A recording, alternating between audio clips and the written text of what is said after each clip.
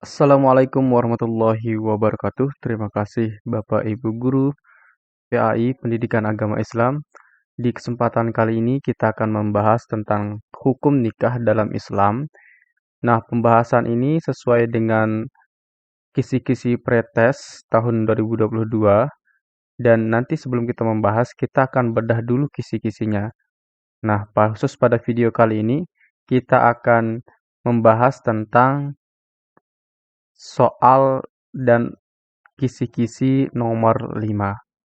Baik, langsung saja kita ke kisi-kisinya dulu. Nah, di kisi-kisi nomor 5 ini disajikan deskripsi konseptual tentang nikah dalam Islam menurut pandangan para ulama fikih. Mahasiswa dapat menyimpulkan kedudukan hukum nikah dalam Islam. Jadi di sini kita sebagai mahasiswa diminta untuk menyimpulkan hukum nikah dalam Islam. Nah, sebelum kita menyimpulkan, nanti akan diberikan deskripsi tentang konsep tentang pernikahan di dalam Islam. Baik, sekarang kita akan ke pembahasan dulu. Pembahasan yang pertama, hukum nikah yang wajib. Hukum nikah ini layak dibebankan kepada orang yang telah mampu memberi nafkah, jiwanya terpanggil untuk nikah, dan jika tidak nikah, khawatir terjerumus ke lembah perzinahan. Nah, ini adalah orang-orang yang wajib untuk menikah, yaitu orang yang mampu memberi nafkah, kemudian di dalam hatinya dia sangat meronta-ronta ingin menikah, kemudian nanti takutnya akan terjerumus ke perzinahan, maka dia wajib hukumnya untuk menikah. Hal ini diperkuat oleh tuntunan agama bahwa menjaga diri dari perbuatan haram adalah wajib. Sedangkan bagi yang hanya memiliki keinginan yang kuat tapi belum mampu memberi nafkah, maka lebih baik ia menahan diri. Hal ini didasari oleh firman Allah Subhanahu wa taala dalam Quran surat An-Nur ayat 33 yang artinya dan orang-orang yang tidak mampu kawin hendaklah menjaga kesucian dirinya sehingga Allah memampukan mereka dengan karunia-Nya. Salah satu cara untuk menjaga diri ketika gejolak nafsu biologis yang memuncak bagi orang yang belum layak nikah karena belum mampu menafkahi, seperti tersebut di atas disarankan agar ia memperbanyak puasa. Nah, itu yang disarankan bagi orang yang belum mampu untuk menafkahi. Maka dia lebih baik untuk menahan diri. Dan untuk menahan diri itu dia harus menjalankan yang namanya puasa agar terhindar dari sesuatu yang berbau perzinahan.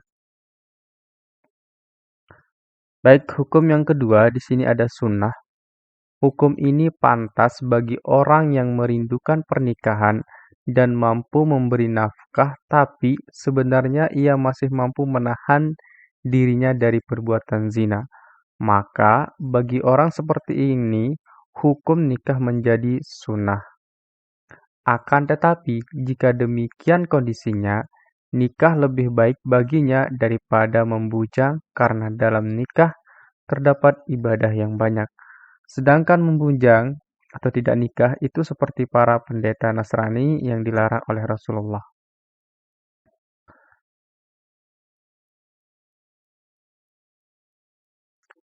Memperkuat anjuran nikah, Umar pernah berkata kepada Abi Zawaid, hanya sifat lemah atau melacurlah yang mencegahmu dari nikah. Berkata juga Ibnu Abbas bahwa tidak akan sempurna ibadah seseorang sampai ia menikah. Maka bagi orang yang sudah mampu memberi nafkah, maka ia lebih baik untuk menikah. Kemudian hukum yang ketiga adalah haram. Hukum ini layak bagi orang yang tidak mampu memberikan nafkah dan jika ia memaksakan diri untuk nikah, akan mengkhianati istrinya atau suaminya, baik dalam pemberian nafkah lahiriah maupun batiniah, sehingga dengan perkawinan itu hak-hak istri atau suami tidak terpenuhi. Nah, inilah hukum bagi orang yang tidak mampu menafkahi secara lahiriah maupun batiniah. Maka hukumnya adalah haram. Ini ya. Baik, sekarang kita akan bahas ke nomor soal 11 karena dari nomor 1 sampai 10 sudah kita bahas di kisi-kisi sebelumnya. Sekarang kita langsung saja bahas yang ini. Bagi orang yang merindukan pernikahan dan mampu memberi nafkah, tapi sebenarnya ia masih mampu menahan dirinya dari perbuatan zina, maka dihukumi titik-titik. Nah, hukum nikahnya yang di sini maksudnya ya. Tadi kita sudah pelajari kalau yang wajib itu bagi orang yang sudah mampu menafkahi dan tidak mampu menahan diri dan di dalam jiwanya ia terpanggil untuk menikah. Itu untuk yang wajib menikah. Kemudian yang makruh. Makruh tadi tidak dijelaskan ya. Dan ini tidak termasuk ke dalam makruh. Apakah sunnah? Iya. Sunnah kenapa sunnah? Kenapa? Karena oh ya, di sini kalau sunnah itu merupakan bagi orang yang sudah mampu menafkahi tapi dia mampu menahan dirinya. Kemudian haram. Haram bagi orang yang tidak mampu menafkahi baik secara lahiriah maupun batiniah. Jadi kalau kita cari jawabannya dan kita garis bawahi, yang pertama, dia merindukan pernikahan, mampu memberi nafkah, tapi, ya lihat di sini ya, tapi sebenarnya ia masih mampu menahan dirinya. Nah, maka bagi orang yang mampu menahan dirinya dari perbuatan zina, maka ia dihukumi sunnah untuk menikah. Jadi jawaban yang benar adalah yang C. Oke. Nah, bagi Bapak Ibu guru yang berminat untuk mendapatkan e-book pretest PPG Guru PAI yang kami sesuaikan dengan kisi-kisi tahun 2022, Bapak Ibu bisa menghubungi kami melalui WA 087763246123. Silakan bagi Bapak Ibu guru yang ingin memesan, dihubungi saja dengan mau pesan e-book pretest PAI. Bilang seperti itu saja ya di chatnya atau bisa langsung di telepon. Baik, kita lanjut ke soal berikutnya, soal nomor 12.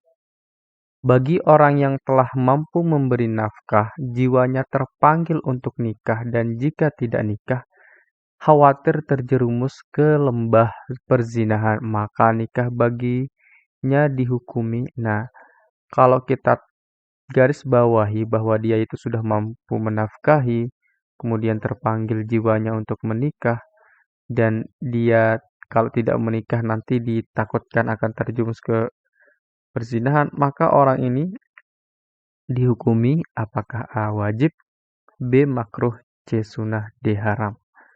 Jawabannya adalah wajib.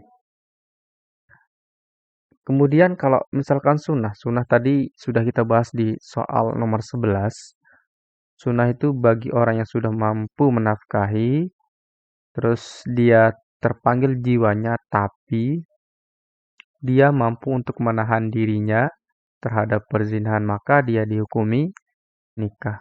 Nikahnya adalah sunnah. Kemudian yang diharam. Nah, haram ini bagi orang yang tidak mampu memberi nafkah, kemudian tidak mampu menahan dirinya, itu adalah orang yang dihukumi haram untuk menikah. Baik Bapak Ibu guru, itu saja pembahasan kita di video kali ini. Semoga ini bermanfaat bagi kita semua dan semoga kita semua yang berjuang dalam PPG diberikan kemudahan serta kecerdasan untuk menjawab soal-soal yang nanti muncul di pretest PPG. Assalamualaikum warahmatullahi wabarakatuh.